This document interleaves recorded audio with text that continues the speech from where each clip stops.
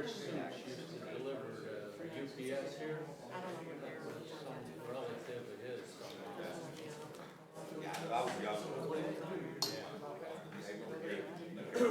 Then Zeke bought it. Yeah, that's what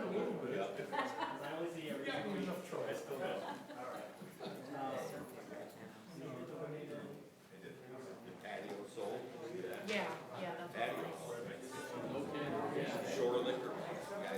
Oh, yeah?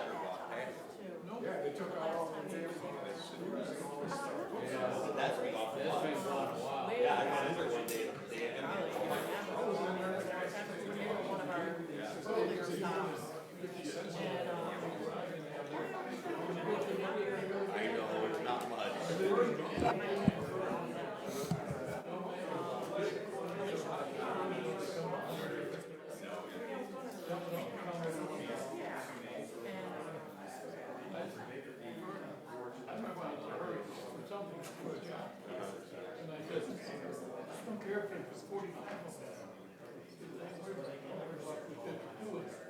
Right? Jimmy wasn't like that.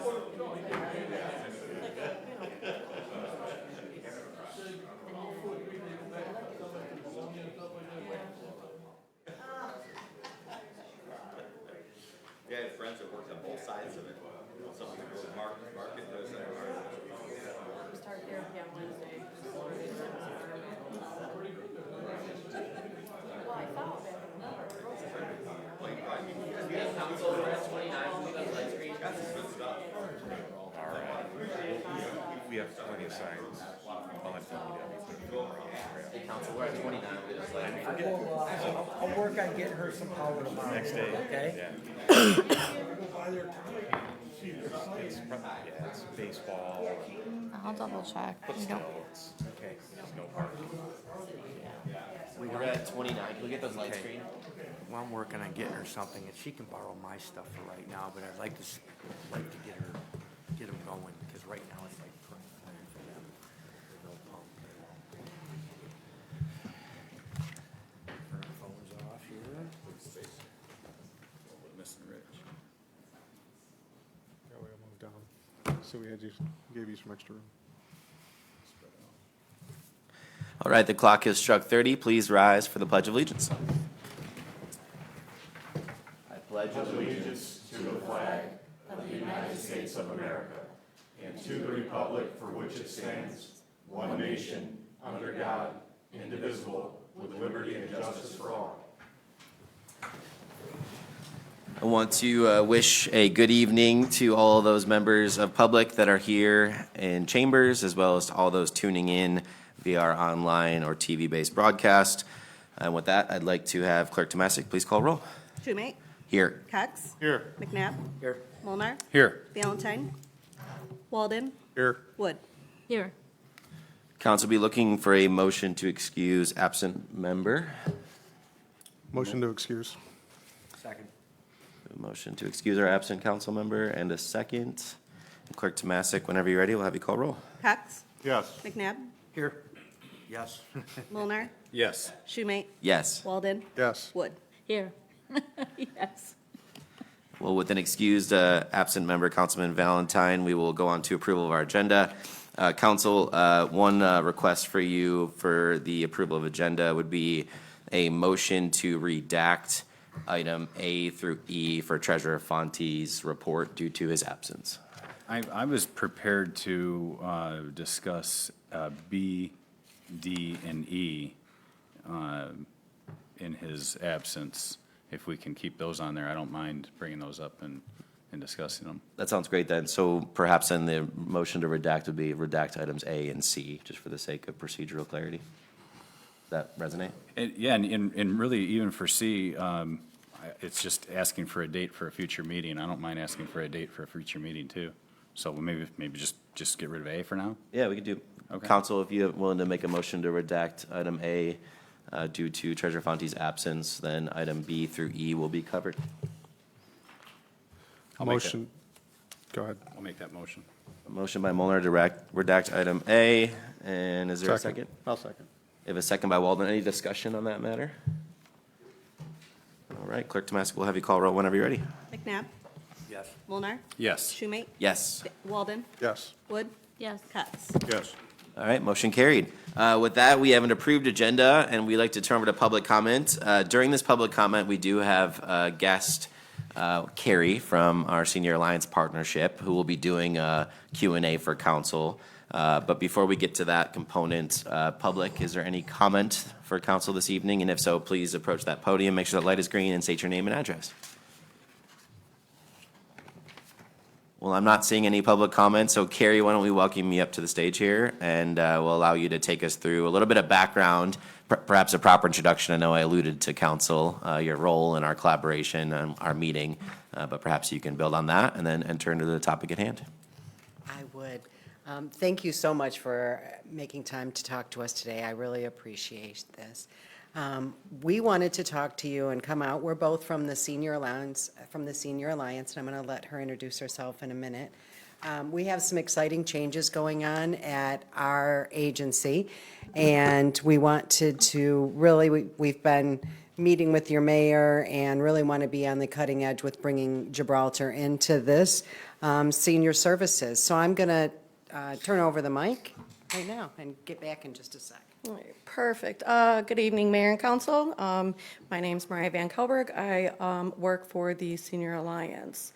So I am just coming today on behalf of the company that I work for to kind of give you a quick little rundown of our services, let the residents know what we have available for them for now or into the future, or if they're, looking for resources, information, things like that. So everybody received the cute little packet that we have here. It's really, really informative information, kind of breaks everything down. It's basically taking our website, which has a lot of resources, and breaking it down into a smaller packet for you guys. So our service network resource has a lot of information, and it's based on we are dedicated to enhancing and preserving the independence of older adults and individuals with disabilities, as well as providing support to our caregivers.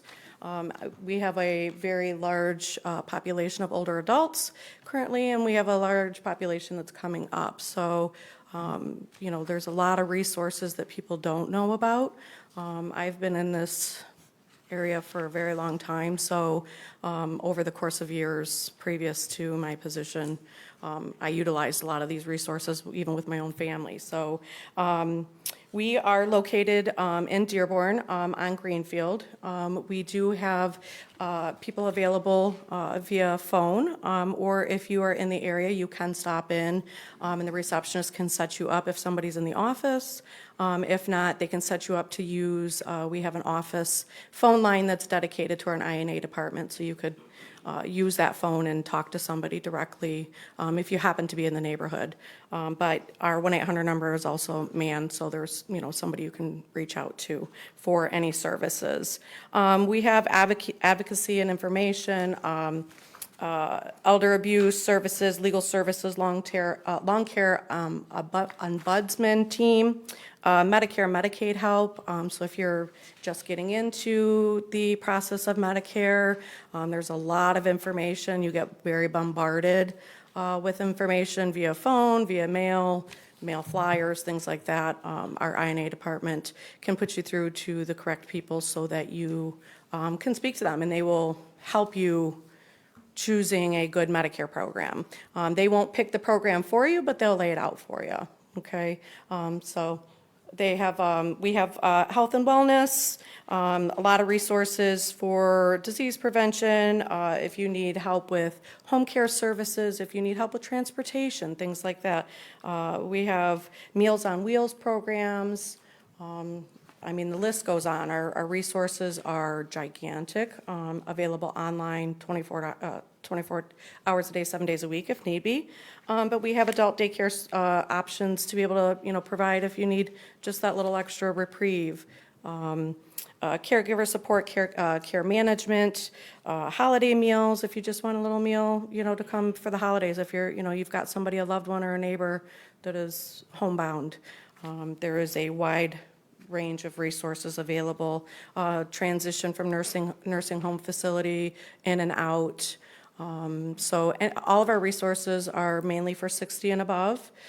We do have some that are 18 and above, but those are for recipients that I have disabilities, so there's qualifications there. And there's also qualifications based on income and so on and so forth. But we have a lot of resources available. If we can't find it, there is somebody that can put you in touch with somebody that will be able to find the source that you need. So we just, ask that you reach out, give us a call. If you know your neighbors and how need some help, or you've got a family member that needs some help, and you're not sure where to go, how to start, give us a call and they'll be able to put you in touch. Any questions?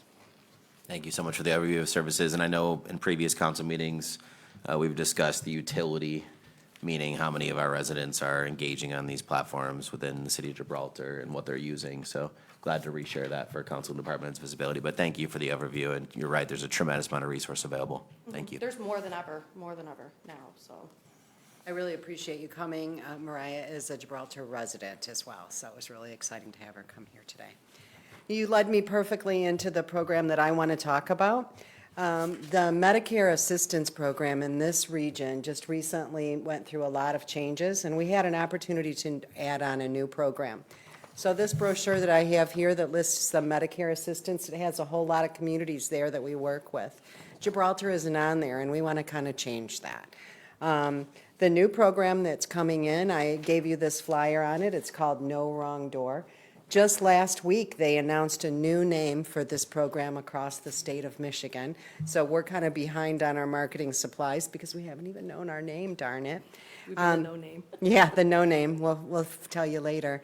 So just last Wednesday, they announced the new name of My Options. So we definitely want to, we're looking to enter into an agency agreement with you guys as the city so that we can add you to our list of counseling sites. With this program, one of the exciting things about this program is there's no income or asset criteria. So anyone of any income level can really come in for this program for questions. And it also serves anyone 18 years of age or older as long as they have long-term care supports and services needs.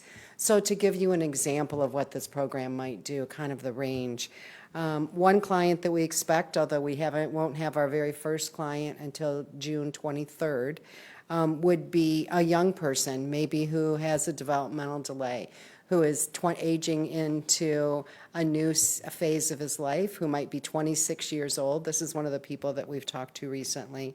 And he's aging out of his parents' health insurance and wanting at that age to increase his independence. He wants to try getting a place on his own with the proper supports and services.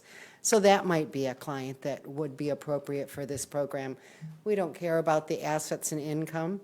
Another good client for this program, one that we have as well, is Sandy, who's 88 years old.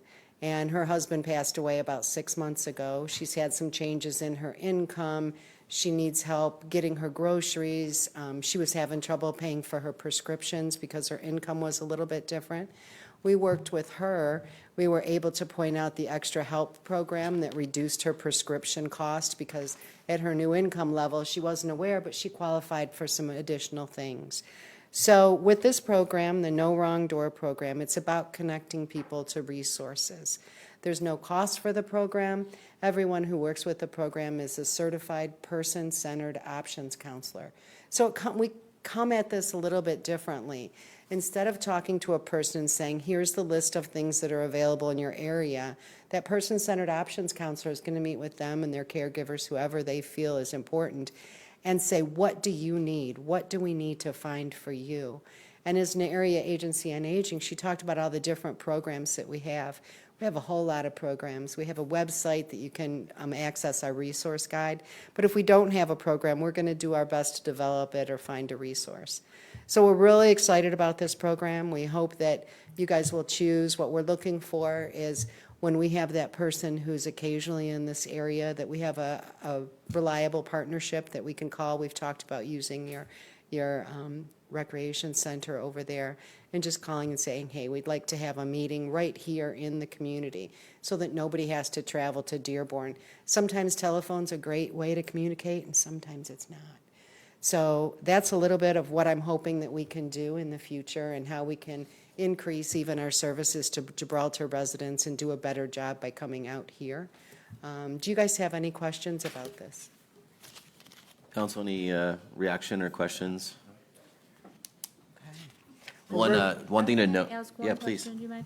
Okay, so you have a list of communities here, and so you want us to be on this list? So somebody will be here to The way we're help, or- thinking, yeah, good question. The way I'm thinking that we'll do it now is this is our Medicare assistance list. So this is our state health insurance program list.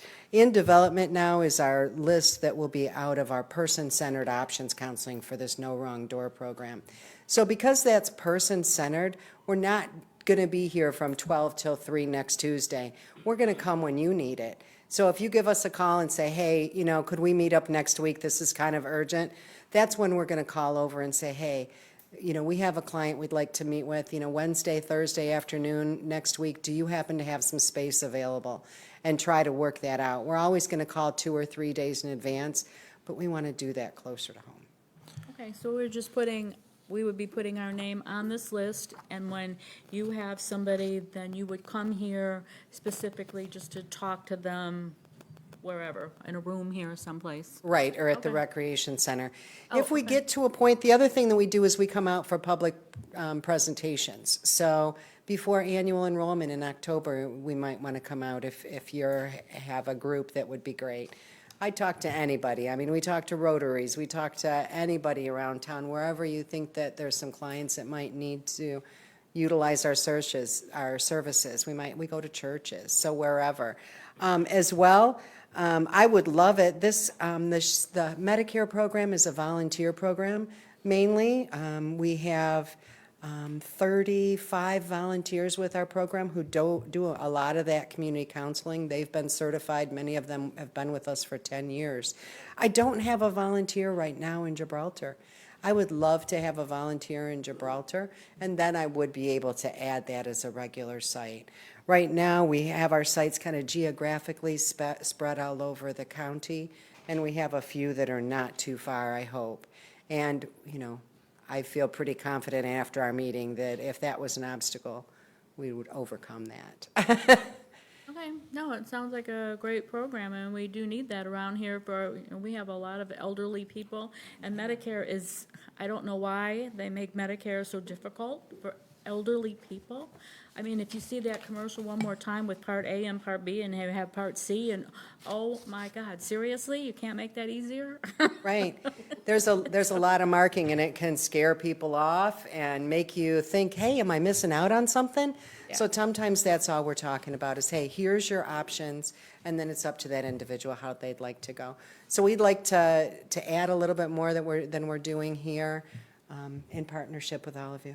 Yeah, 2 items from me. Looking at the list, can you maybe speak to some of the engagement you've had or not had with surrounding neighbors like Rockwood or Trenton or Absolutely. Brownstown? Absolutely. So you can see on our list, like I said, we're kind of spread out geographically. So we already go out to Flat Rock, we go out to Woodhaven and Riverview.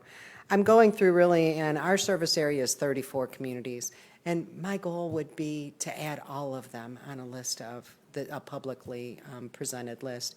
I'm not through all those communities right now. This is honestly one of the first ones that I came to. You guys, Allen Park, have recently signed on. All these communities on this list will also give us occasional space for that. I haven't talked to Rockwood yet, but our operations director lives there, and we have a very good relationships there.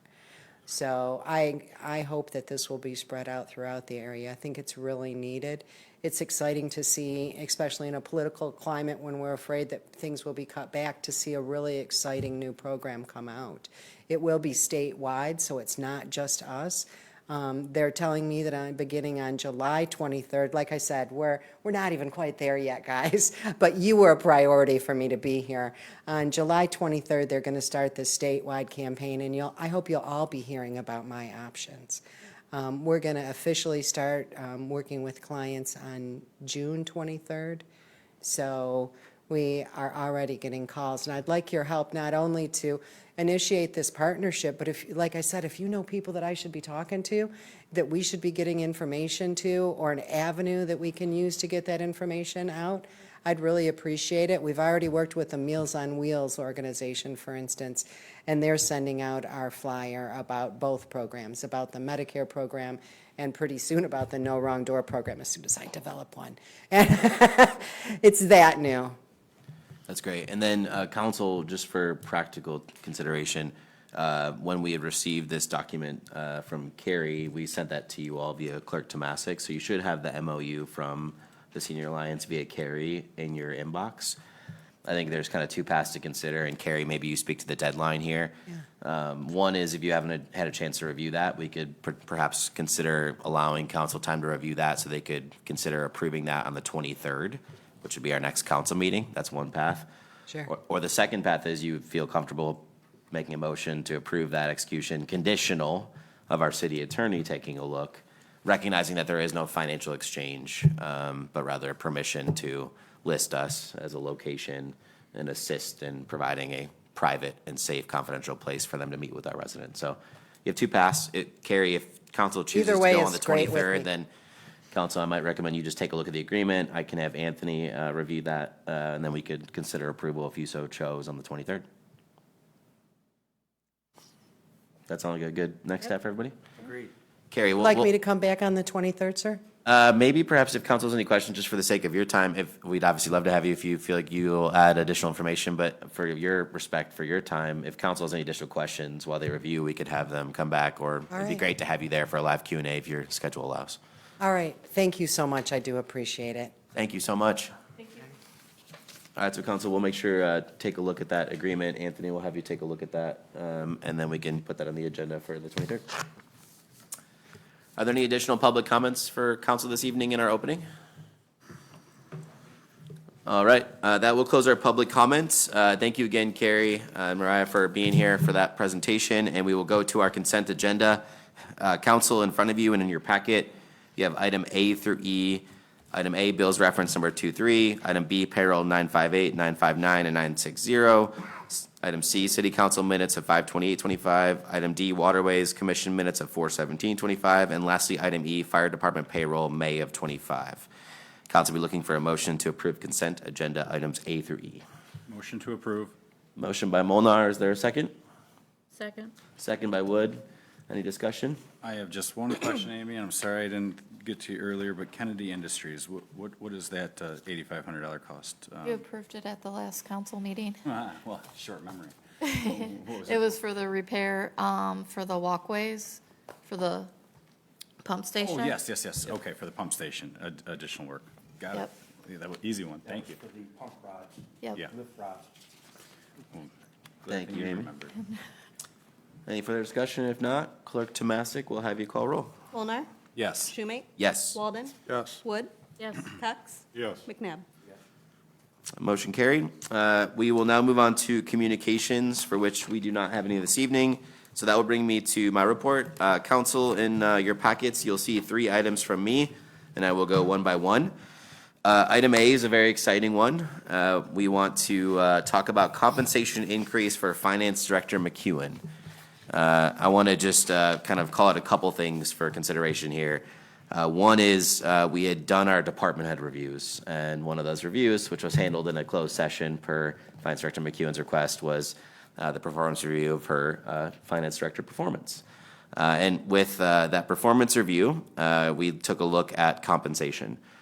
Council, this is sent to you via email for your consideration, and Anthony helped draft that from a legal perspective. But Finance Director McEwen's contract currently exists and is in status until February of 2026. We're proposing a second addendum to her at-will employment agreement. That addendum, for public transparency, would do 2 things called out in this addendum. One is to reflect a one-time 3% increase in the employee's current salary, bring the annual salary from $73,987.17 to $76,206.79. And and that would be effective today, if you so approve. And then the second one would be to preserve all the other provisions of the employment agreement and the prior addendum, and they would be in full force and effect through the duration of her agreement, February 2026. So council, we'd be looking for your motion, obviously drafted by Anthony's approval and in your inbox, to execute the second addendum to the at-will employment agreement, Finance Director McEwen, reflecting that one-time 3% increase in compensation. On a personal perspective, I think Finance Director McEwen's done a fantastic job in her role. And as we looked at market considerations, performance considerations, I think this is an incredibly well-deserved one-time increase in compensation. So we're looking for a motion to pursue approval of the second addendum to the at-will employment agreement for Finance Director McEwen. I'd gladly make that motion. We have a motion by McNabb. Is there a second? Second. Second by Wood. Council, any discussion on this matter? Yeah, I fully support the raise. I have just one question in here. The addendum modifies it from, I think in section 3 it says, all references to at will in this section and elsewhere shall have no legal force or effect during the foregoing term. And my only concern is that we dealt with that early on about that being in conflict with our charter. So just wanted to bring that up and make sure that we don't have to see that conflict arise. And I certainly don't anticipate it based on our satisfaction with Amy's performance, but I wanted to bring it out and have that discussion now because it's stated in here that it is a fixed determined time, which is incongruent with our charter. And we dealt with that, again, at the beginning of our term. Absolutely. Anthony, I know that's probably something you might not have all the background to, but just to calibrate you, this would be the addendum, second addendum we're referring to. That's the existing agreement. What is this one I'm reading here? Existing agreement, that's the first addendum. This would be the second addendum. Oh, so this wasn't in our packet then? That was sent via email, the second addendum, once Anthony had finalized the language in partnership with me. One of them last-minute things they try to throw at us. Oh, it's the Monday special.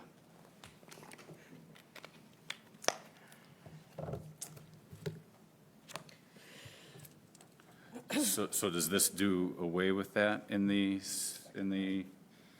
first addendum? What's the effectiveness of it? Or is No, I chart- didn't touch the first addendum in any way. That was drafted well before me. Okay. And That's great so progress. if there's other changes that council wants to make to that, they can be.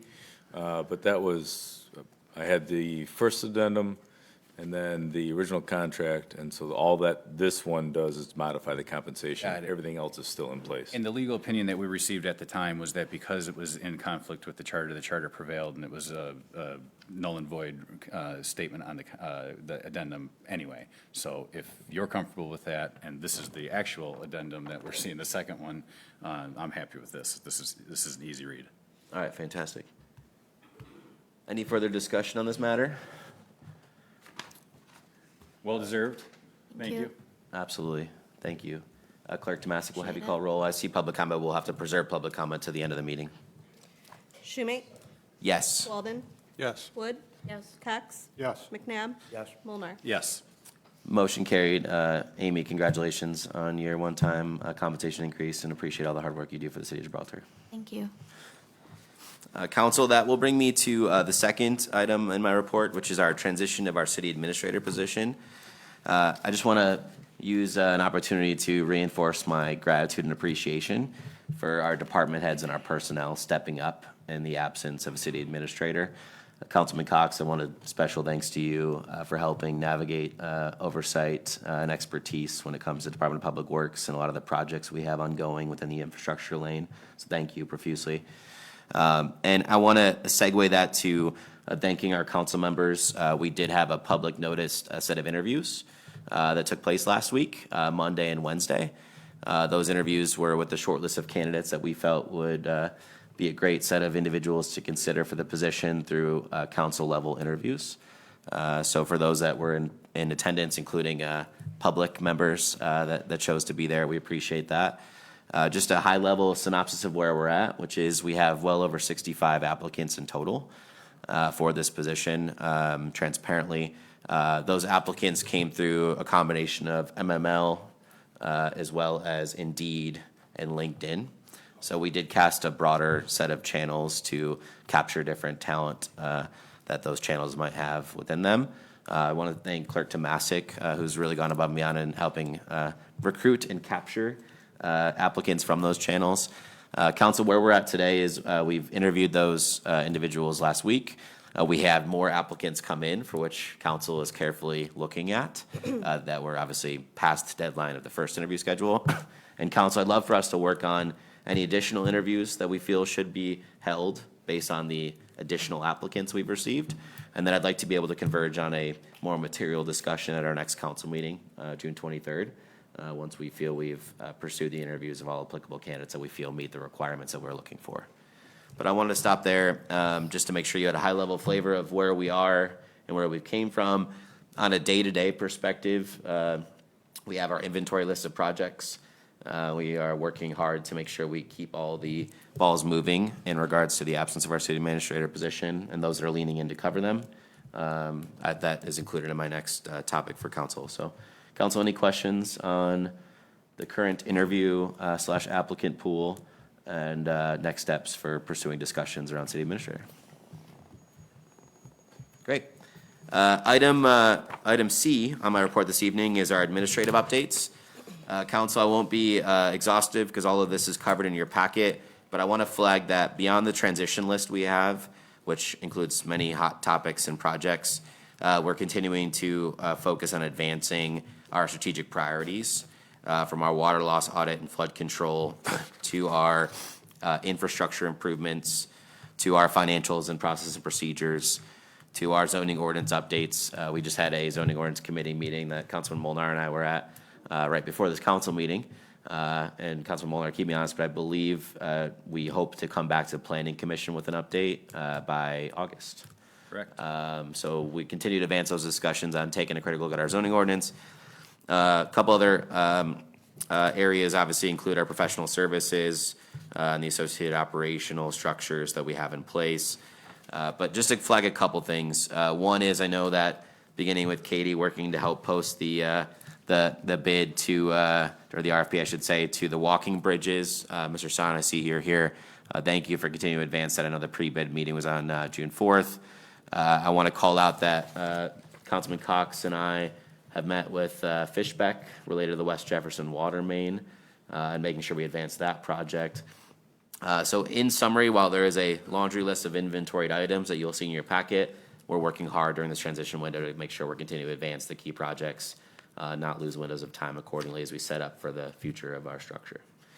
Any questions or flags on the strategic priorities that you'd like to call out for today? Anything that you feel is missing as you look at the transition list or the strategic priority update pillars? All right. Well, that will close my report this evening, and I'd like to turn it over to council reports. This time, since Councilman Valentine was absent and excused by council, we will not have any third district court updates, so I will turn over to Councilwoman Wood for Beautification Commission and Historical Museum. Okay, for our beautification report, when we had cleanup day in May, I failed to mention some of the volunteers, and I would like to give them credit where credit is due. So especially Cub Scout Dylan Leonard and his parents Dan and Christy. Dylan worked nonstop picking up sticks and branches all around the Talbot Center, even in the ditches. So I want to personally thank you, Dylan, for all the hard work that you have done there. And to Pete Garr for again taking care of the Veterans Memorial, and Dennis Bosmer, which I see he's here tonight, for helping clean up the drain under that little bridge on the side of the community center. So I want to thank everyone that helped. I just wanted to make sure everybody got credit for what they were doing. Beautification has now been planting, weeding, and mulching. We only have a few plants left to put in, and then the maintenance continues. Our Kubota is doing well. However, the pump and the battery seem to be an issue now. And so they don't last long enough to get to all the areas, and we do have some help working on that. So I'm looking straight at Art McNabb across there. So we're not really sure what's happening with the batteries and the pump or whatever, but it's tending to be, I don't want to start with my car and empty milk jugs in the trunk. So we're trying to move forward with the pump process. And that's all I have for beautification at the moment. Is there, And- just to stop there, is there anything else we need to support you in making sure we don't face issues with that? Or do you feel like the existing support with partnership with Councilman McNabb? I've talked with Amy on ordering some batteries and stuff for the pump we have now. And Okay. we may even change the design of the pump system itself. Okay, so we're on track, nothing needed Yeah. for this Yeah, evening? we're gonna keep it rolling. Okay, We're- great. We're gonna keep them away from having a hand pump. Appreciate that, thank you. Okay, awesome. So we are trying to move forward with that. Great. For our Gibraltar Historical Museum, we had a very nice turnout on June 1st. It was such a pleasant day that I had expected more people to be at the marinas. But people did come to the museum, and I was very happy about that. So it turned out to be very nice. And last Tuesday was Government Day, and that's always fun. We had such a good time up there, so much energy. The yearbooks are always a hit, as is the 1926 Victrola, because we actually play that for them. And they are amazed at how this even works, and they're even more amazed that it's going to be 100 years old. So they were just quite surprised with that. Never a lack of energy up there, and I can't wait till next year. And that's pretty much my report.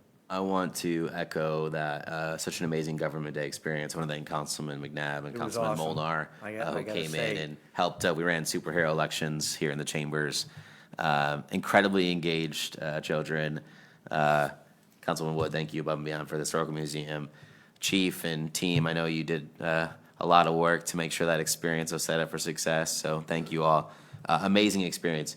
And it's special because not only do we have the Government Day, but on the topic of the school district, I had a chance to be at the Carlson graduation. Just want to congratulate all the amazing individuals who got to graduate this past Friday, and it was an honor to be there and be a part of that. So within 1 week, some really cool engagement of our school district, and I know we're all probably saying the same thing, which is it's incredible to see the up-and-coming generations succeed and be so engaged on government in the context of Government Day. I appreciate that. Any questions for Councilman Wood? Great. We will turn over to Councilman Cox for Planning and DDA. No report. Any questions for Councilman Cox? All right, Councilman McNabb, we'll turn over to you for Waterways and ADW. And waterways, we have the lighting for the channel markers. That'll be starting work on that next week. The weed harvester has been repaired and now it's mooring, ready to go after the weeds. We have 4 new buoys that were just marked up as no wake that will be installed at, between the Edmond Island and Bayview. And that's about where we're at right now on that. It's gonna take a couple fellows to get with us this week, and we'll get finished on now the buoys and get them in. ADW, there's some stuff coming up on the ADW that I want to look into as far as infrastructure. There is something that has come up that we might be able to grab some funds. I don't know if it's available, but it's going to be for sanitary waste infrastructure. I got to look into it, and it'd be nice if we could maybe get some money for some pump stations or for some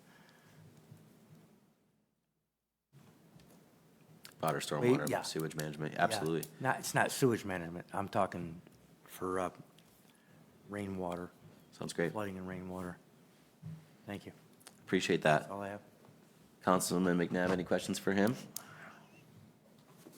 All right, Councilman Molnar, floor is yours. Thank you, Your Honor. Couple of questions. You and I chatted for a moment before the meeting about the potential of a part-time project engineer. We've talked about it at length for the last several months. Could we benefit from an action of council now by putting that position out for a part-time opening? My initial reaction would be to allow appropriate broader discussion with the council members. If we want to do that through like a special meeting or a study session to better articulate what that would look like. To me, that'd be a better step than not having everybody in the loop and the structure thought out and considered before we post.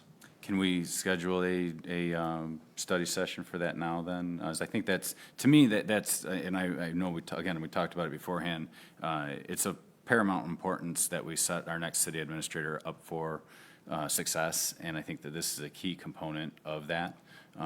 So I'd like to have a study session sooner than later, so we develop and define the parameters of that person's role, or that role, the responsibilities that fly with that role, so that we can inform our applicants or our chosen applicants of what responsibilities are going to be their true and important responsibilities. So if we can schedule that now for sometime in the next couple of weeks, I think hammering that out would be to our benefit. I agree, and I think we should, I know Amy, I know we've spoken briefly about this in context of, financial considerations.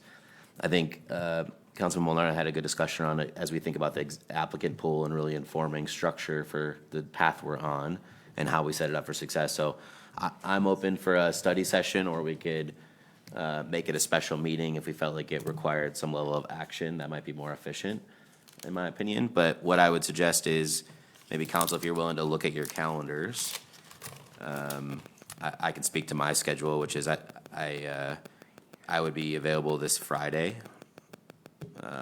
Or if we wanted to shoot for some time next week, I could, obviously we have a planning meeting on the 17th, but could flex on next week timing as well. But I'd like to have that discussion sooner than later, especially out of respect for the existing process and applicants we have in the pool. I'm open Friday. Council, what's everybody's schedule? What time on Friday? I know we usually try and target like an afternoon slot for the sake of work schedules for some of our members. Yeah, I wouldn't be available before 4 p.m.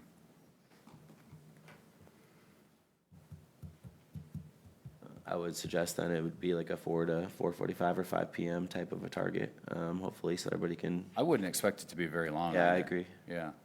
And we could obviously do some work in preparation to make sure it's more efficient. Maybe like a 4 to 4:45 for the sake of scheduling, just so we're not impeding further Friday evening commitments that others might have. Be cool to do it upstairs if we could. Council, does that work for everybody's schedule? 4 to 4:45 p.m. on Friday? Clerk Tomasic, any feedback on that from your end? 4 to 4:45. A study session or a special meeting? I would push for a special meeting just for the sake of the ability to take action if we needed it. Do you need a motion? We would need a motion for a special meeting, and I would just, for the sake of wording, regarding city administrator position structure or something of that nature, so we can talk about that in context of the part-time structure that we just alluded to, at 4 to 4:45 p.m. on Friday, the 13th. Well, I wouldn't put an end time on it. Okay, just I'll use the starting time. I think it'd be fruitful to talk about that amongst council, and obviously be able to tie that to the existing city administrator process we're in. So council motion will be in your order, according to that. I'll make that motion. I'll second it. Do we have Clerk Tomasi, do we have that language articulated? Yes. Okay. Any discussion, council, on that topic? Great, well, I'll work to make sure we get some information prepared for sending out in advance of that meeting and discussing it. But with that being said, we will pass over to Clerk Tomasi to please call roll. Walden? Yes. Wood? Yes. Cox? Yes. McNabb? Yes. Molnar. Yes. Schumate? Yes. Thank you. My second item is, and I don't know where this is at, but on Point Drive, we have two things. We have the water lead leak, and we have the water main that had been repaired several months ago that still has the gravel on it. And I guess I don't know if we have a schedule in place to permanently patch the water main pavement area, and then if we have a schedule in place to address the lead leak. I'd heard from residents around the topic, and so I've made some phone calls and worked with Councilman Cox, given our oversight at DPW, and I've been assured that the work will take place this Thursday to repair the leak through Absolute Quality. Councilman Cox, keep me honest here. And the existing agreement we're able to bolt onto for that work. Okay. And I don't know if we got clarity specific on a date for the concrete repair, but I know that's also a part of the existing path. We do not have clarity on the repairs for the pavements yet. I'm trying to review the pricing of various contractors within the local communities. And I haven't received all the information I need yet, but I'm trying to move that ball forward. I know you know plenty of vendors in that. I've used in the last 2 years CB Asphalt and Bush Brothers Asphalt. Both of them have done great work for me. Obviously, you know way more people than me in that, but it'd be nice to see that thing get resolved. As I see the kids on their scooters and our friends on their bikes and a lot of gravel at that intersection. It's been out there probably a little bit longer than it needs to be. Understand. Thank you. Lastly, on my 2 cents here, we had the 5K run and kayak event over the weekend on Sunday, and I wanted to thank the folks from the city who arrived to give us a hand and make sure everybody was safe. So I wanted just to extend a thank you to Officer David Jones, Officer Dan Sampson, Sergeant Heather Jones, Sergeant Joe Schaefer, firefighter and EMT Alan Zooks, firefighter and EMT Caden Eshelman, and EMT Will Fort. Having all 7 of them there, they broke up and did different things to make sure both the runners were safe, kayakers were safe. They brought a lot of positive energy to it, and it was just a positive event altogether, so thank you for the support from the city side of it. And then for the items under the treasurer's report, do you want me to take them now? Maybe we'll come back to them just to keep them consistent with the report. All right, very well. That's all I got. Any questions for Councilman Molnar? All right, Councilman Walden, floor is yours. Not a lot. I was not able to attend the last recreation meeting last Tuesday.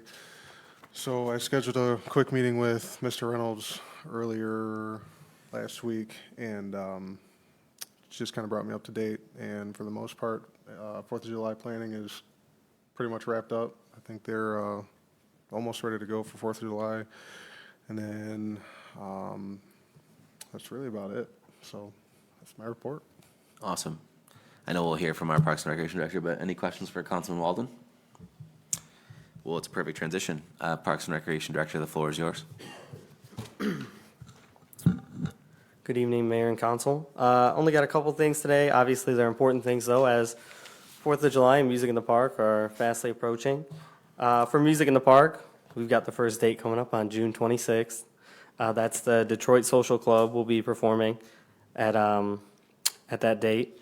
And then for 4th of July, I met with Gary, who was the GM of Wade Shows, who's running the carnival. Met last week. Chief was there as well. So we got a lot of ground covered there. The carnival will be open from 2 p.m. to 10 p.m. on the 3rd of July, and 10 a.m. to 11 p.m. on the 4th of July. So I'm expecting a great event. As far as the baseball field goes, we are continuing construction at the baseball field.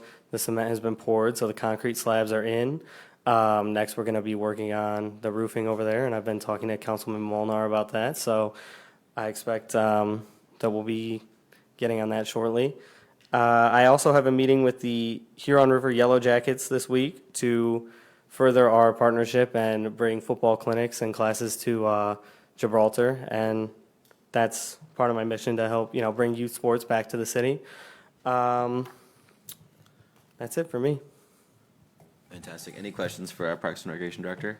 Yeah, one question. In your meeting with Gary, did you happen to speak to him about the pre-sale for wristbands? Is that going to be? Yeah, he said pre-sale, which was news to me. He told us pre-sale was already available on the website. So I was going to put that in the poster that we're going to put out, that you can pre-sale, you can get the tickets on the website already, just like the Uncle Sam Jam. I wasn't aware until he told me, because I thought that was something we were going to have to work on, but apparently that's something they're already offering. So, cool. Yeah. And for the residents listening, posters or broader community visibility to Music in the Park / 4th of July timing? Both will be out this week. Awesome. Thank you so much.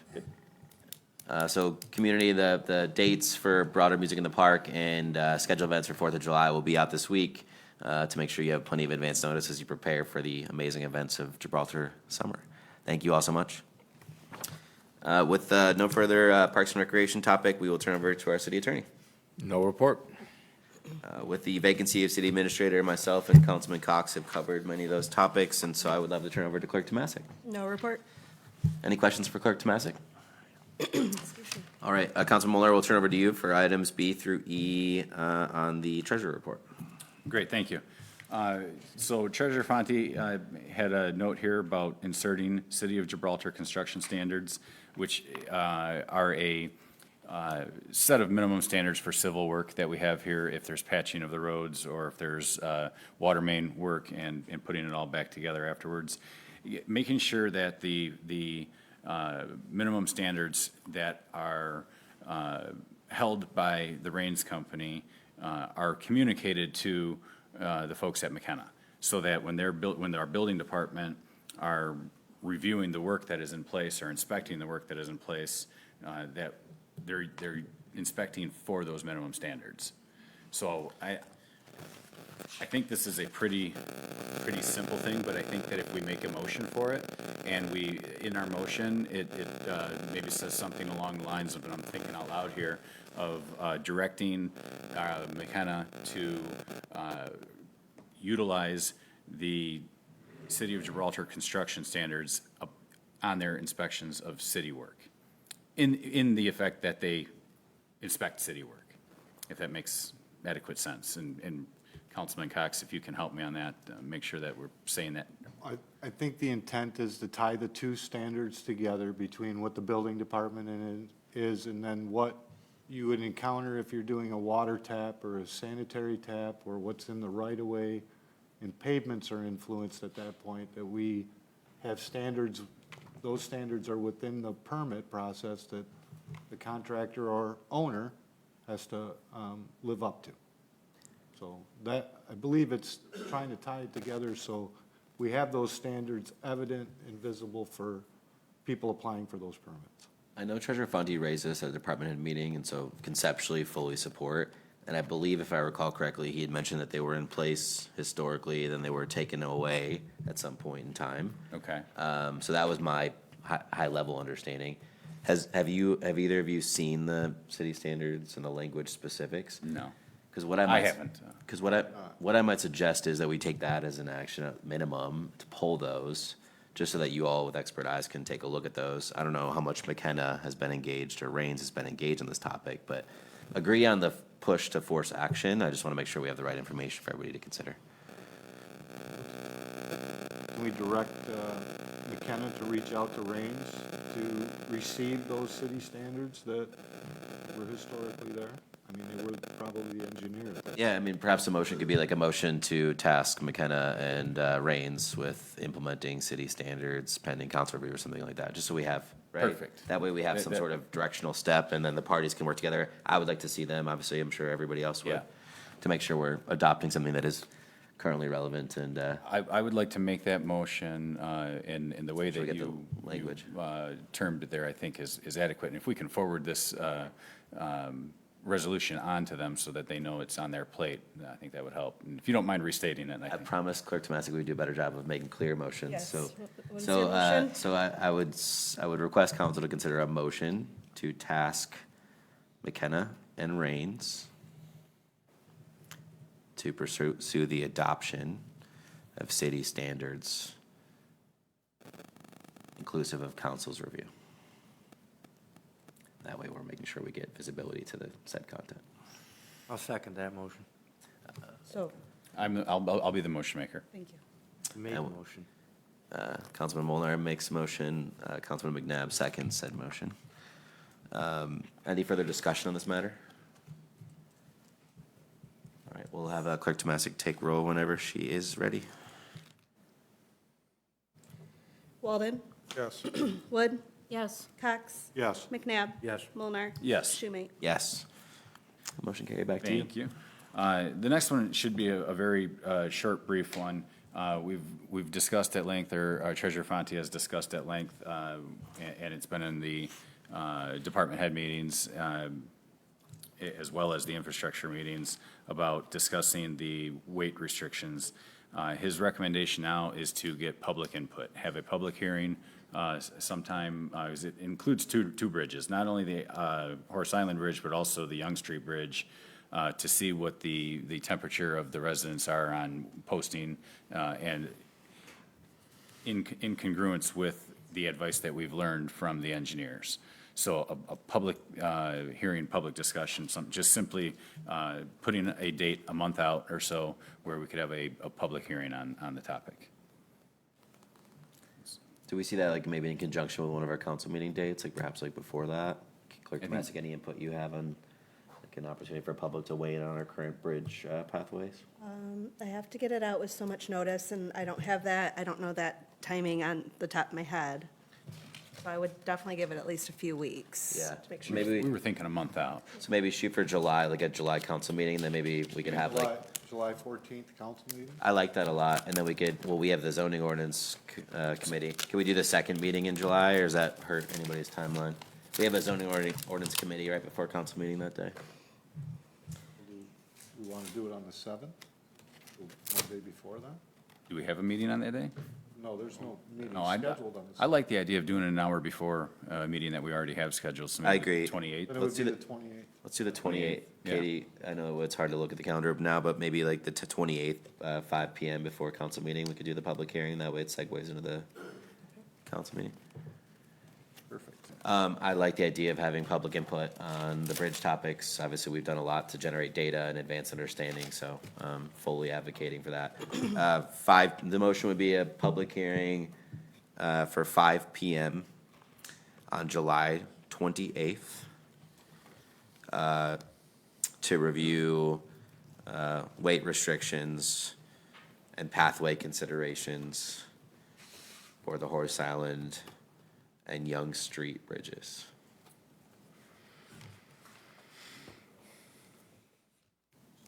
I'm happy to make that motion.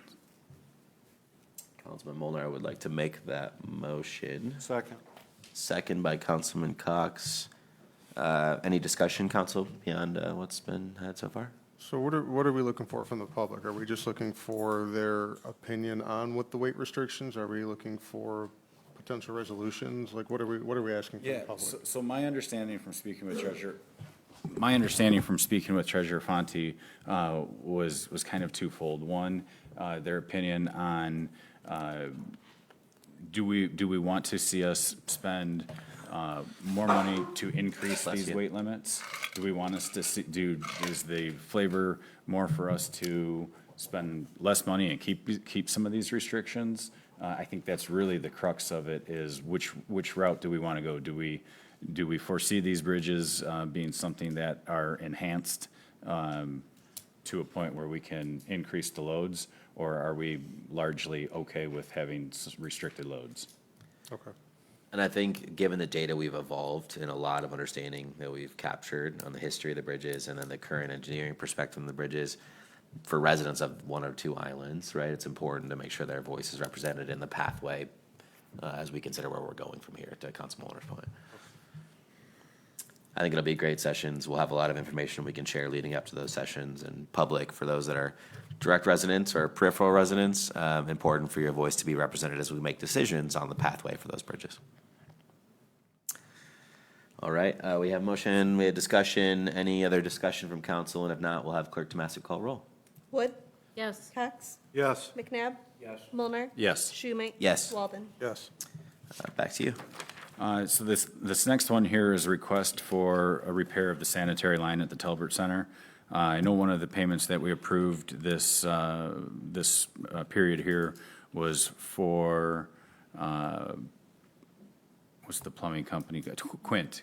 Quint was out to run the camera here and find this work. And I think that it's imperative that we get this sanitary line repaired ASAP. I think we need to make a decision now. If it's an emergency repair, so be it. If we go into the Music in the Park Times and we go into 4th of July and we start hosting events there and we have bathrooms back up, we don't have enough backup.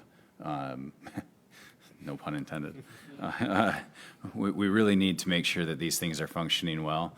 So if we have to, I assume this is something the DPW can do, if they're directed to do it. If they're not able to, I don't know what's on their agenda. I don't know, if that puts an additional load of work on them that above and beyond what they have the capacity for. And if that's the case, I would look for Quint if they gave us, if the issue, if they would give us a price for the remedy. And if we have to do it as an emergency repair, then so be it. I know I'd offered to authorize emergency repair on this, because I know it was a discussion. The department had a meeting and subsequently with the DPW team. So, Councilman Cox, do you recall your exposure to this topic? Well, there's a 35 or 40-foot section of pipe that needs to be replaced because there's a belly in it. The options that were discussed was lining the pipe, which that's not an option because you're lining a belly back into the pipe. So removal and replacement of that would need to occur. We direct them to do it, then it's not an unattainable job. Feedback from the DPW is they're capable of doing it, from what I saw in the emails. We just need to provide them the directive. I think the directive was given, if I recall, via email, and I'm glad to authorize any emergency need for payment if we had to go out. So I know Treasurer Fonte, myself, Councilman Cox, and DPW were involved in those email threads. Finance Director McEwen, I see you shaking your head too, so I don't know if you had any exposure. Oh, yeah, I'm nodding my head because I was included on those emails as well. So I think the ongoing directive is to get this done. If council wants to reinforce that via motion, absolutely, but I believe that's the on-flight path that we're currently in. Yeah, I don't want to convolute our paperwork with a motion if it. I believe the right parties are involved in pushing for that action, and I will authorize emergency spend if we need it. Very well. On to the next one, the repair of the kayak launch and subsequent removal of the donation box. Like to see that get done. I know in our meeting earlier, we were talking with Mr. Baker, who was part of the donation effort to get that launch installed. He brought up that it's been non-functional since 2019. Hard to believe that the electronics on that have been non-functional since 19. When it was first installed, I think it was 15 or 16, and or 14 even maybe. But it was a big deal to have the first ADA compliant launch in the area. It was well utilized. It's been in a state of disrepair, and I know it. If we can approve the usage of funds to repair that and also remove the donation box, I think that we'll start to see a benefit of its use again for what it was designed for, as opposed to just simply a spot for the kids swimming to get in and out of the water. Yeah, I believe it. I agree. We talked about the department head meeting. It's problematic that it's in a state of unable to be effectively utilized. I think what I heard from Mr. Baker was he was willing to go take a look at it tomorrow with at least an initial step of battery and kind of electronic assessment. That's what I heard from him.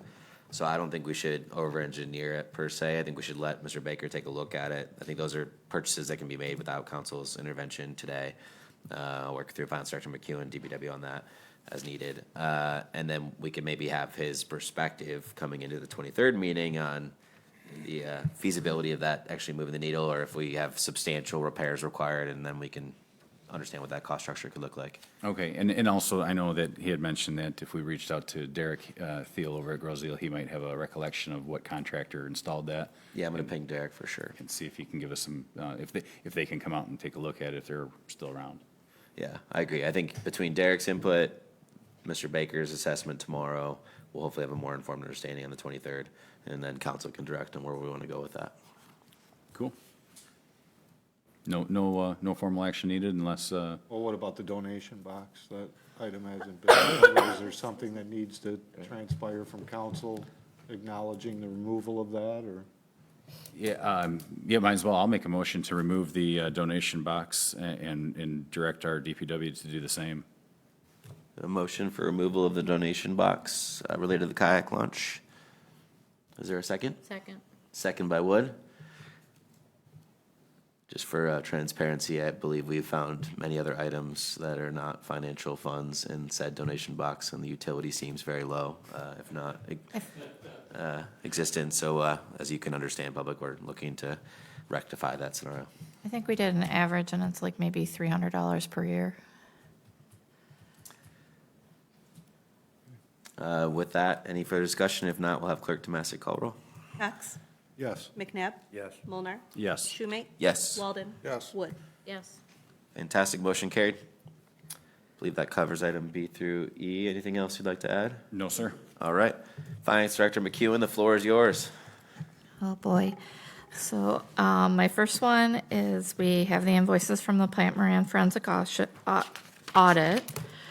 I need a motion to approve Plant Moran's invoices that are attorney-client privilege and subject to an ongoing investigation for the forensic audit totaling $77,000. The invoices are available in my office for mayor and council to review. They are not public due to attorney-client privilege. Yeah, and we did Counsel- receive a substantial discount on that as well. And council, when looking at that motion, please refer to the language in your packet, just to make sure we're very crystal clear on that language if you're going to make that motion. So council, the motion will be in your order according to the language that's proposed in the action form. Motion to approve Plant Moran's invoices that are attorney-client privilege and subject to an ongoing investigation for the forensic audit totaling $77,000. Thank you, Councilman Cox, for making that motion. And council, will there be a second for that motion?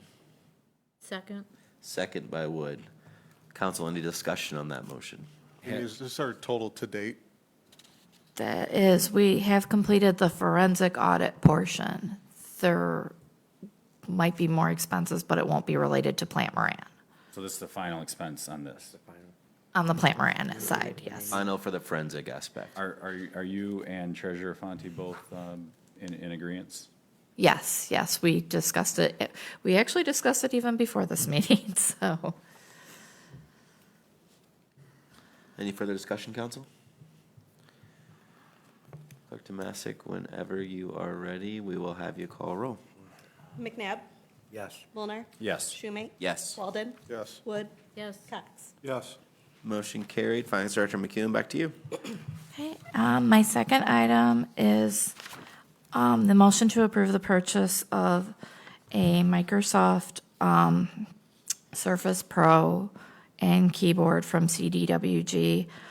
This would be for our Parks and Recreation Director.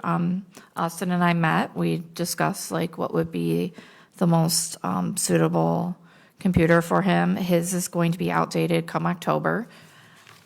So we saw that he had like $2,000 to spare in his budget. So we kind of tried to brainstorm what would be best for him. And I have two different options for you guys. I think one's got a little bit better of a processor. One's an Core Ultra 5 and the other one's a Core Ultra 7. And then I also have the keyboards added there that can be used with it.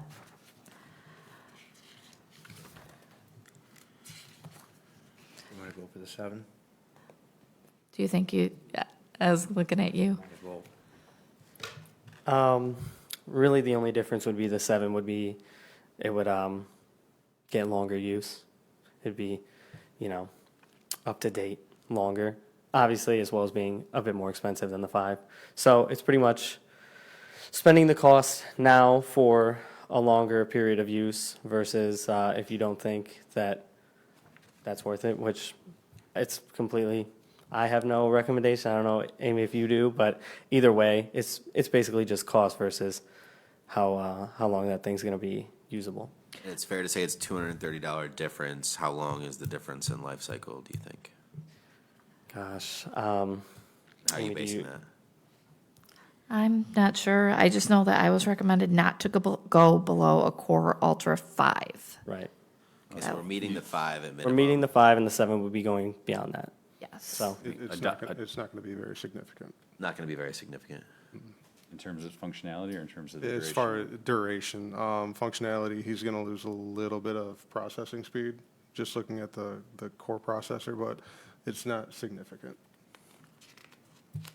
If the duration is 6 months or more, I would say that over longevity, for $237, a dollar is worth less every day. inflation, you know. I don't know if we have that data point. Councilman Walden, do you have any personal perspective on the matter since you seem to be speaking to the technology aspect? I couldn't give you a specific timeline. Maybe an extra year, maybe. But I couldn't give a specific timeline. Well, counsel, the motion's in your court. You've heard what the information we have available, which is you have two options. The 7 is 230 and change more, potentially longer life cycle and higher processing speed. But the 5 is deemed sufficient according to the IT expertise. So Yeah, and we thought that a Pro would be good, especially with us wanting to do more youth sports so that he could be on the go with us. Can take it everywhere, and then, you know, the current one is not going to be compatible with Windows 11 anyway, so we had to move on regardless, and this just gives me more mobility with it. You know, I'm at the community center, but I'm also often elsewhere as well. So the hard drives are the same capacity, and the memories are 8 megabytes versus 12. I really don't know what that. No, they're megabytes. Cache. It's got 16 16 gigs. Yeah. Yeah. So the 5 should be quite sufficient, sounds like. sounds like we have clarity then, so unless anybody, council, get any motions in your court, if you feel that there's warranted for $230 more spend for the advantages listed in the packet. Can I ask one question? So if we're talking about a $230 difference, could we maybe potentially take that $230 and maybe put it into an extended warranty for it? Because it's only got a limited 1-year warranty. So if we could take the $230 and maybe get him another 2-year warranty, just in the case that for whatever reason he drops it or something malfunctions on it. I like that headspace. I don't think we have that information but we could obviously pursue the I could gathering of definitely that. explore And then you can bring it that. back on the 23rd, so we'd still be under the 1-year warranty. Or we could make the motion for up to 2,000, pick the 5, and if they have a longer warranty, or up to 17, whatever, just to get it moving forward. That sounds great. Efficiency. I like it. Well, council, motion be in your court. Again, I've referred to the language, but you could use that to approve a purchase up to, as you've described. I will make the motion to approve the purchase of a Microsoft Copilot and keyboard from CDWG for up to $2,000. I will second. Second by Walden. Any further discussion, council? Sounds like Amy can help work on the warranty recruitment and other specifics, and then we'll make sure we secure the technology you need to be successful. Appreciate it. Katie, we'll have you call roll whenever you're ready. Mulnar. Yes. Schumate. Yes. Walden. Yes. Wood. Yes. Cox. Yes. McNabb. Yes. Motion carried. Finance Director McEwen, anything else you'd like to add for council this evening? Can I just say a huge thank you to John out there? He has been like helping us so much with so many different things, and it's greatly appreciated. Well said. I saw him on the ladder 3 separate times today, so. Mr. San has gone above and beyond, to say the least, and we really appreciate that. I really appreciate that. With that, we will turn it over to Chief Bullard. Thank you, Mr. Mayor and Council. Since the last council meeting, the police department's responded to 95 calls for service, 7 incident reports. We had 1 arrest, 8 traffic citations, 1 juvenile school resource officer investigation, and 2 Detective Bureau investigations. Police Department news. Officer Lezak completed his EMT refresher, and he's valid until 5/31/2028.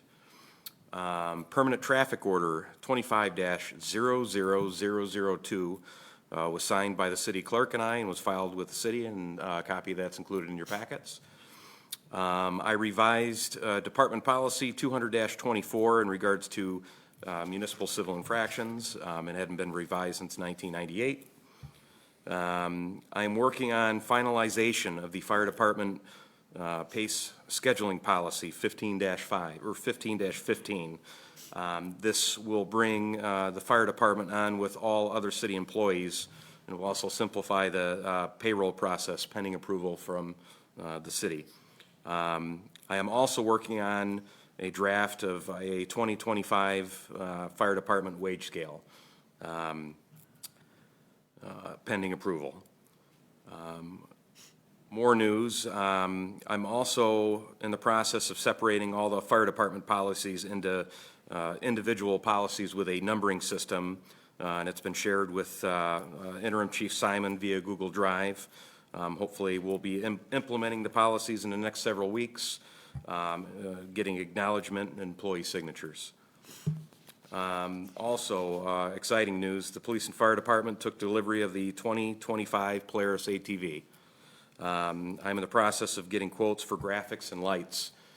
Huge thank you to Councilman Molnar, the Gibraltar Duck Hunters Association, Tim Garrett, thank you, the DDA, and one of the Gibraltar residents. The mayor touched on this. I just want to say congratulations to Carlson High School on their graduation on Friday.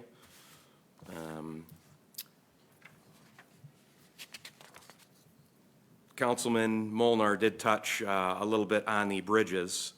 Included in your packets, I did include some of the weightages, obviously, that are allotted, and a more thorough breakdown of the Island Drive Bridge and the Young Drive Bridge and what can go over according to weight.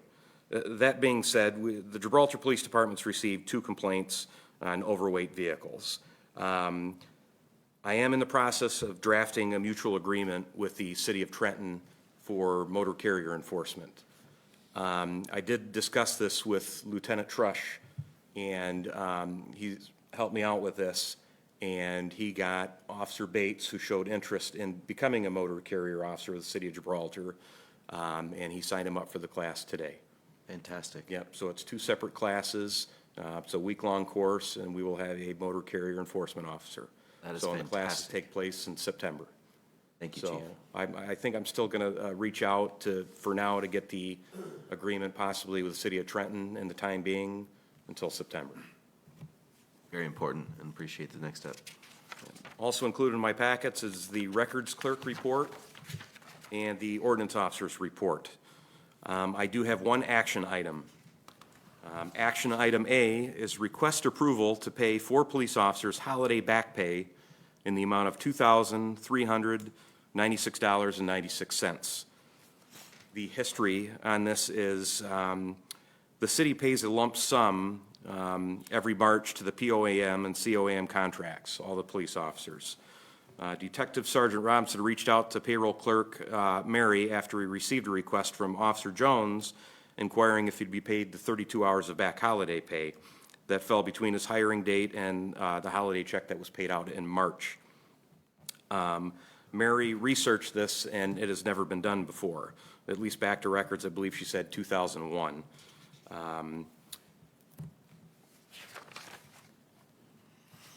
So that being said, I'm requesting a motion to pay Officers Sampson, Noah Smykowski, Jacob Bates, and Officer David Jones the back pay in the amount of $2,396.96. Council, motion be in your order, and it's described on the action item list from Chief Bullard. And Finance Director McEwen, I know you obviously, in partnership with Mary, have been closely involved from a payroll oversight perspective, and do you just want to make sure you're endorsing this? Yes, yeah. And it was for their rates from when they were hired as well, when she did the sheet, in case that was a question anybody had. I'll make the motion. Motion to?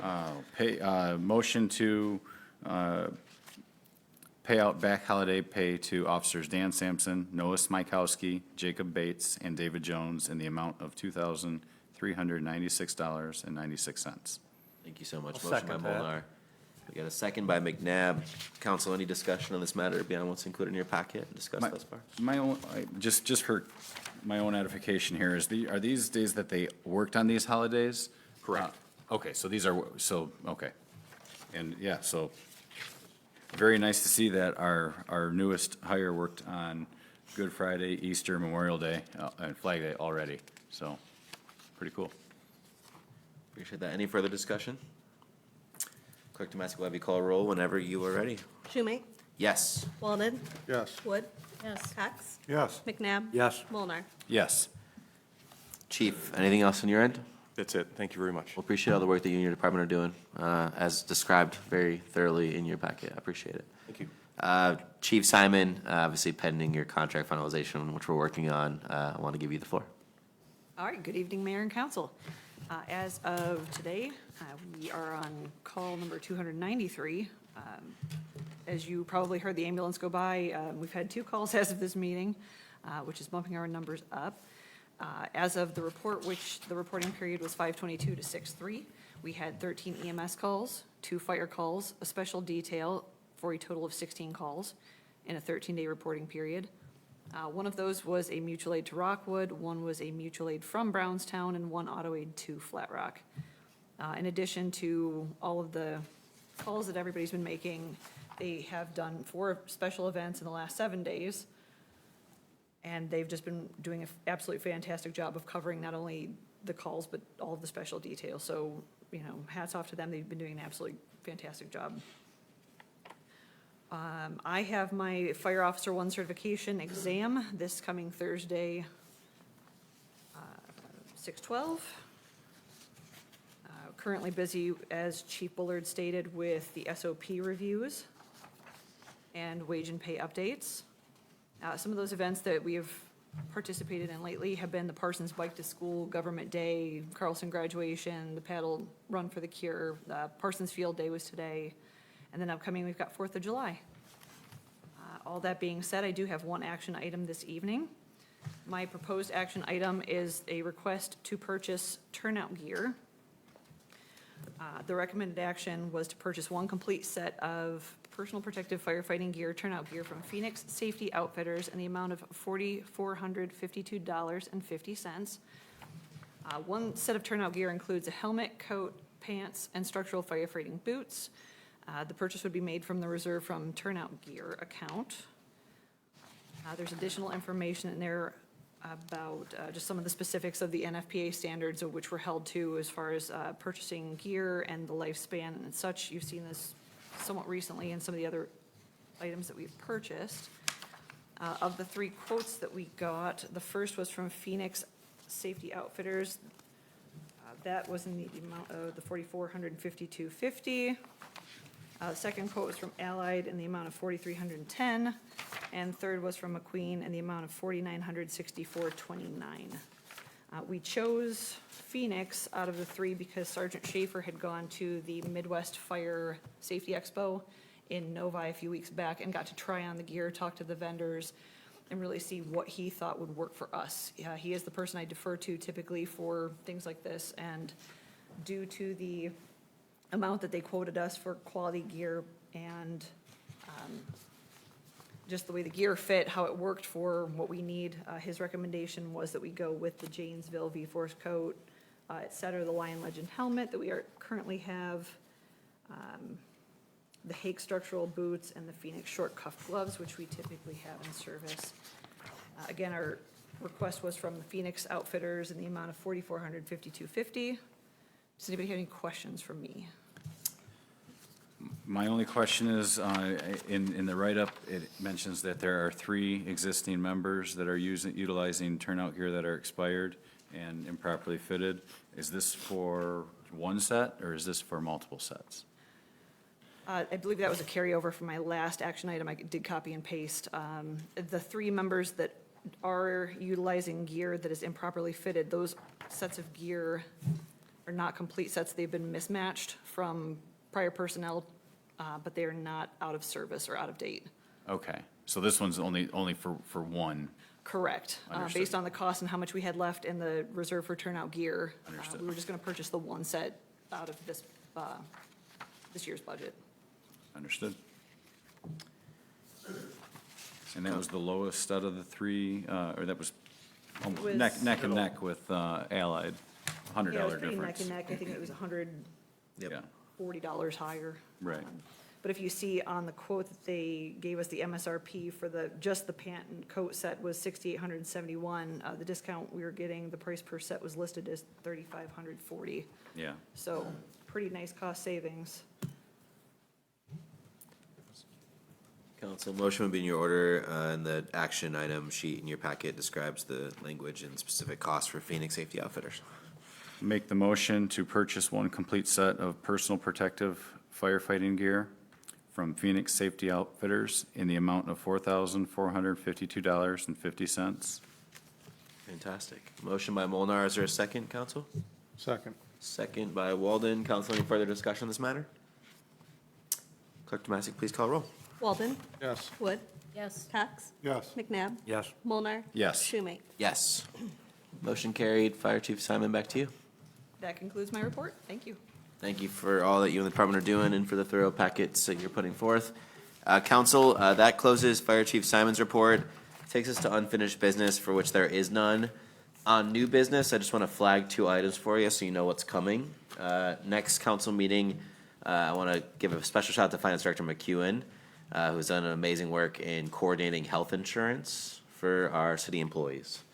This year, we ran a session with our employees on May 27th, and we have 2 options for their health insurance coverage for the upcoming policy cycle.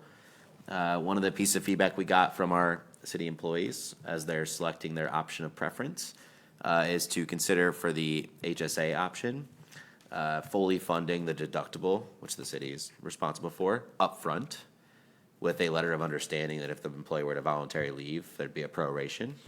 I'm going to walk you through specifics. I'm just giving you a heads up that that'll be coming, and I'll work with our city attorney to make sure we draft that appropriately.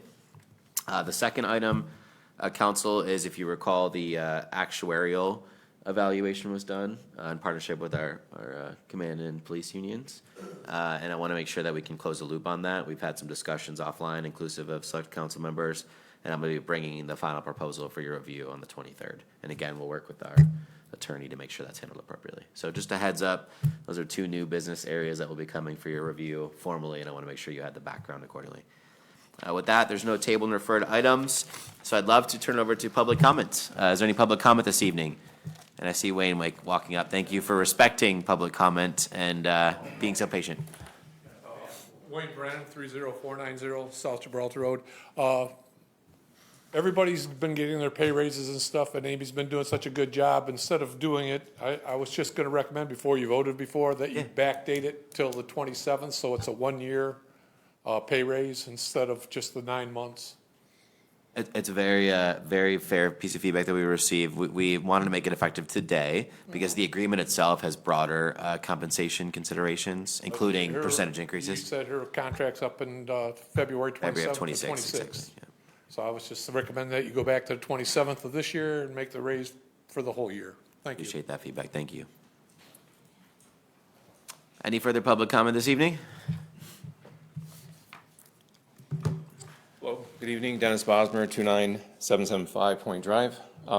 Just wanted to bring it to the attention of council and the elected members and the broader public that the Red Cross has asked me to host another blood drive, July 28th. I'm coming back to ask for more donations. I was really happy. We had 27 people that came out and donated units of blood that helped area hospitals and just helped our fellow human beings. So I'm just asking people to love their stranger neighbor maybe in Ohio. You know, you're helping your fellow Americans all over the country when you donate blood. It goes where it's needed greatest. So I appreciate that. It's going to be, thankfully, the clerk has put it on the Facebook website for Gibraltar, and I think it's on the city website as well. The date is Monday, July 28th. It'll be from 10 a.m. until 4 p.m. Last donation time to donate is 3:45. Then they tear down and get out of the building. So really appreciate your support.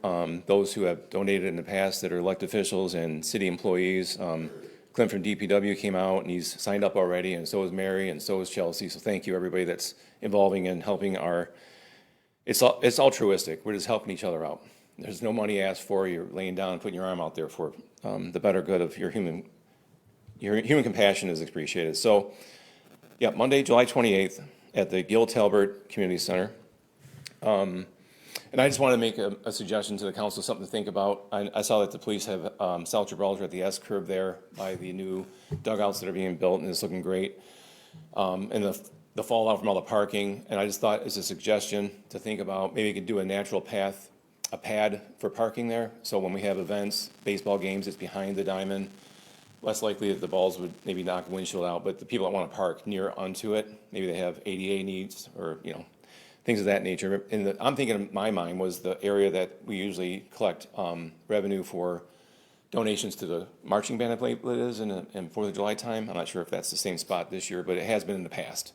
That's kind of the area I was thinking about, you know, right behind that vestibule. What is that called? The swale? Swale. Yeah. Maybe they could come up with something like that, just something, you know, it could be rock or gravel, something that's low cost to the city, and maybe it's a little safer instead of trying to make sure they're not parking on the S-curve, because they do, and they leave their car hanging out in the street and stuff like that. So that was my 2 cents for that, and just something to think about. Thank Really you. appreciate the suggestion. Note taken, and we'll take a look at that. Thank you. Thank you, Dennis. Any further public comment this evening? All right, that will close our public comment, and council will be looking for a motion to adjourn. Motion to adjourn. Motion by Wood, is there a second? Second. Second by Walden. Clerk Tomasic will have you call roll whenever you are ready. Walden. Yes. Wood. Cox. Yes. McNabb. Mulnar. Yes. Schumate. Yes, have a wonderful evening, everybody. Thank you so much.